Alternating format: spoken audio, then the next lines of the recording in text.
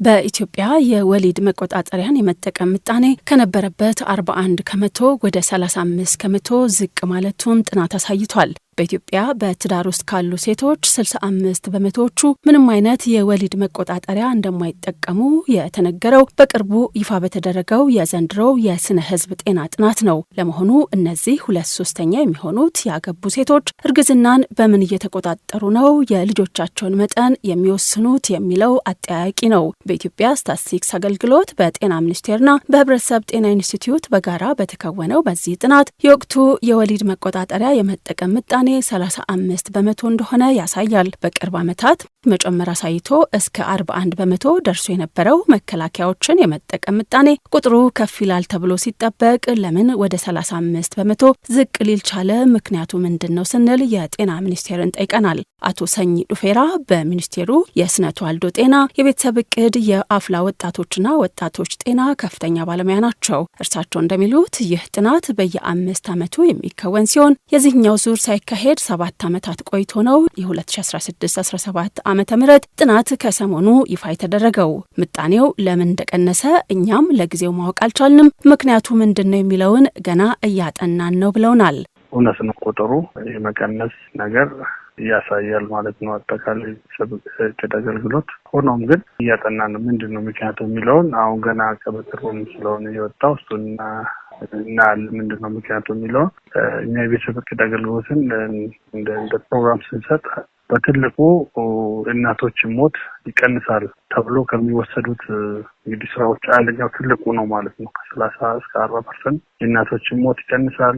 እስከ 10% እስከ 5 ዓመት ያሉ የህፃናትን ሞቱን ይቀንሳል ተብሎ ይታሰባል። እና ከዛ አንጻር ስናይ እዛው ፋይንዲንጉ ላይ ዴቴስ ላይ አይተሽ ከሆነ የእናቶች ሞት ሲግኒፊካንትሊ እንደ ሀገር መቀነስ ችለናል። ለምንድነው ከ40 ወደ 35 41 አካባቢ ነበር ነው ወደ 35 ቀንሰው የሚለውን ግን እኛም እያጠናን ነው። በሌላ በኩል እያየን ነው በቅርቡም ስለወጣ። በተጨማሪም በዚህ የስነ ሕዝብ ጤና ጥናት ያገቡ ሴቶች የወሊድ መቆጣጠሪያዎችን የመጠቀም ፍላጎት 51 በመቶ ሲሆን አቅርቦቱ ግን 35 በመቶ ለሆኑት ብቻ መሆኑ ተቀምጧል። ይህም በፍላጎትና በአቅርቦት መካከል የ16 ከመቶ ልዩነት እንዳለ የሚጠቁም ነው። ይሁንና ባለሙያው አቶ ሰኚ በአሁኑ ወቅት ምንም አይነት የአቅርቦት ችግር የለብንም፣ ሁሉንም አይነት የወሊድ መቆጣጠሪያዎች በበቂ መጠን እያቀረብን ነው ባይ ናቸው። ይህ ከጥናቱ የተገኘው መረጃ ልጆችን አቅዶ መውለድን፣ ጤናማና ምርታማ ትውልድ ማፍራትን፣ የእናቶችና ህጻናት ሞት መቀነስን ጥያቄ ውስጥ የሚከት ነው።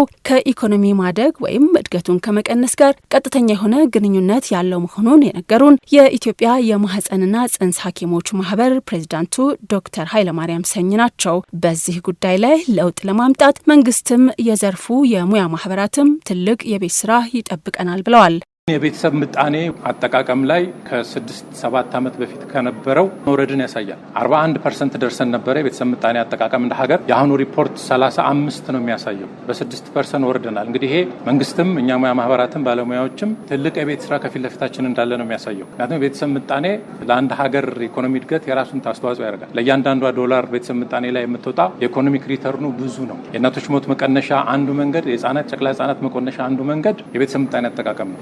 ልጅ በሚፈለገው ቁጥር እና በሚፈለገው ስፔስ ከተወለደ ልጅም ደህና ሆኖ ያድጋል፣ ምርታማ ዜጋ ይሆናል። እናትም ትቆያለች በህይወት፣ ቤተሰብ አይበተንም ማለት ነው። በሌላ በኩል በዘንድሮው የስነ ሕዝብ ጤና ጥናት ውጤት መሰረት በኢትዮጵያ አንዲት በመውለጃ እድሜ ላይ ያለች ማለትም እድሜዋ ከ15 እስከ 49 ዓመት የሆናት ሴት በአማካይ 4 ልጆችን ትወልዳለች። ከ5 ዓመት በፊት የነበረው ተመሳሳይ የስነ ሕዝብ ጤና ጥናት ከ4 እስከ 5 ልጆችን እንደምትወልድ ያስቀምጣል። ከዚህ አንጻር የውልደት ምጣኔው በአንድ ልጅ ቀንሷል የሚሉት በሚኒስቴሩ የስነ ተዋልዶ ጤና የቤተሰብ እቅድ የአፍላ ወጣቶችና ወጣቶች ጤና ከፍተኛ ባለሙያው አቶ ሰኚ ዱፌራ እኛም የምንሰራው ሰዎች ግንዛቤ ኖሯቸው ከገቢያቸው ጋር የተመጣጠነ የልጆች ቁጥር እንዲኖራቸው ነው። ከዚህ ቀደም በከተሞች የነበረው ከ2 እስከ 3 ልጅ የመውለድ ምጣኔ አሁን ከ3 እስከ 4 ልጅ ወደ መውለድ ከፍ ሲል፣ በገጠር ደግሞ ከ5 እስከ 6 ልጅ ከነበረው የመውለድ ምጣኔ አሁን ከ4 እስከ 5 ልጅ ወደ መውለድ ዝቅ ብሎ ሀገር አቀፍ አማካዩ ሲሰላም 4 ልጅ ሊሆን ችሏል በማለት የሚያብራሩት ባለሙያው እንደ አውሮፓውያን ዘመን አቆጣጠር በ2030 የውልደት ምጣኔውን አሁን ካለበት 4 ወደ 3.6 ለማውረድ ውጥን ይዘናል ብለዋል።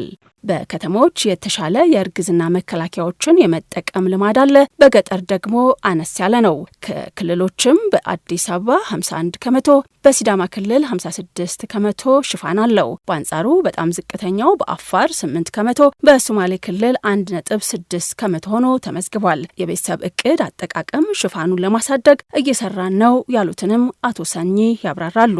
ጥናቶች የሚያሳዩት እንደ ሀገርም እንግዲህ ወንዶችን ተሳትፎ ላይ በጉልህ ሚና መጨመር ስላለበት የወንዶች ተሳትፎን በቤተሰብ እቅድ ያላቸውን ለማሳደግ እየተሰራ ነው። ሌላ እንግዲህ ሜቶዶችን አይነቶቹ ማስፋት ነው ማለት ነው። የጤና ሚኒስቴር በዚህ ዓመት በመንፈቅ ጊዜ ውስጥ ለ10 ሚሊዮን እናቶች የአጭርና የረጅም ጊዜ የቤተሰብ እቅድ አገልግሎት መስጠቱን ከኃላፊው ሰምተናል።